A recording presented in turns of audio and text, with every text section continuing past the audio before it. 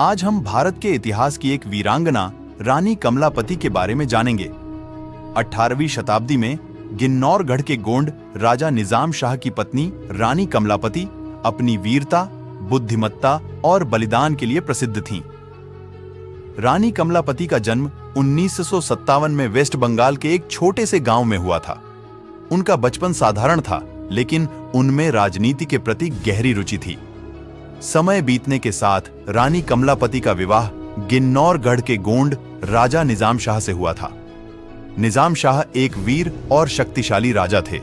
रानी कमलापति और निजाम शाह का विवाह बहुत सुखी था। उनका एक पुत्र भी था। रानी कमलापति न केवल सुंदर थीं, बल्कि वे वीर और साहसी भी थीं। वे घुड़सवारी, तीरंदाजी और तलवारबाजी में कुशल थीं। वे अक्सर अपने पति के साथ युद्धों में भाग लेती थीं। रानी कमलापति के बलिदान की कहानी 1720 के दशक की है। गिन्नौरगढ़ के शासक निजाम शाह की 7 रानियां थीं। कमलापति उनकी सबसे प्रिय रानी थीं। निजाम शाह का भतीजा आलम शाह बाड़ी का शासक था। आलम की नजर निजाम शाह की संपत्ति पर थी। अपने चाचा निजाम शाह की हत्या के लिए भतीजा आलम शाह लगातार षड्यंत्र रचना रहता था। मौका पाकर 10 ने राजा के खाने में विष मिलवाकर 1720 में उसकी हत्या कर दी। उससे रानी और उनके बेटे को भी खतरा था। ऐसे में रानी कमलापति अपने बेटे नवल शाह को गिन्नौरगढ़ से भोपाल स्थित रानी कमलापति महल ले आई। रानी कमलापति अपने पति की मौत का बदला लेना चाहती थी, लेकिन दिक्कत यह थी कि उनके पास न तो फौज थी और न ही पैसे। उसी समय अफगान दोस्त मोहम्मद भोपाल पर अधिकार करने के लिए प्रयासरत था। इससे पहले वह जगदीशपुर पर अधिकार कर उसका नाम इस्लाम नगर रख चुका था। रानी कमलापति ने दोस्त मोहम्मद खान से सहायता मांगी। उसने इसके लिए रानी से 1 लाख रुपए की मांग की। रानी कमलापति को बदला लेना था, अतः पैसे न रहते हुए भी उन्होंने इसे स्वीकार कर लिया। दोस्त मोहम्मद खान कभी मुगल सेना का हिस्सा हुआ करता था।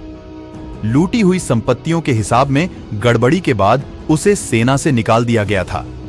फिर उसने भोपाल के पास जगदीशपुर में अपनी सत्ता स्थापित कर ली थी। उसी समय गिन्नौरगढ़ पर हमला हुआ था।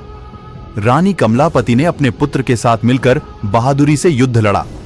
अंत में जब हार निश्चित हो गई तो रानी कमलापति ने अपने सम्मान की रक्षा के लिए जल समाधि लेने का फैसला किया। जल समाधि एक प्राचीन भारतीय परंपरा है, जिसमें एक व्यक्ति अपनी इच्छा से पानी में डूबकर मृत्यु को प्राप्त करता है। रानी कमलापति ने अपने बेटे और कुछ महिलाओं के साथ भोपाल की ऊपरी झील में जल समाधि ले ली। रानी कमलापति अपनी वीरता और बलिदान के लिए आज भी याद की जाती हैं। भोपाल में कई स्मारक और संस्थान उनके नाम पर हैं। 2021 में भोपाल के हबीबगंज रेलवे स्टेशन का नाम बदलकर रानी कमलापति रेलवे स्टेशन कर दिया गया। रानी कमलापति भारतीय महिलाओं के लिए प्रेरणा है। उन्होंने हमें सिखाया कि हमें हमेशा अपनी आत्मसम्मान और सम्मान की रक्षा के लिए तैयार रहना चाहिए। इस वीडियो में हमने देखा कि रानी कमलापति की भूमिका भारतीय राजनीति में कितनी महत्वपूर्ण रही। उनके कार्य और उनकी जीवनी से हमें कई सीख मिलती है। आशा है कि आपको यह वीडियो पसंद आया होगा। मिलते हैं अगले वीडियो में। जय हिंद, जय भारत।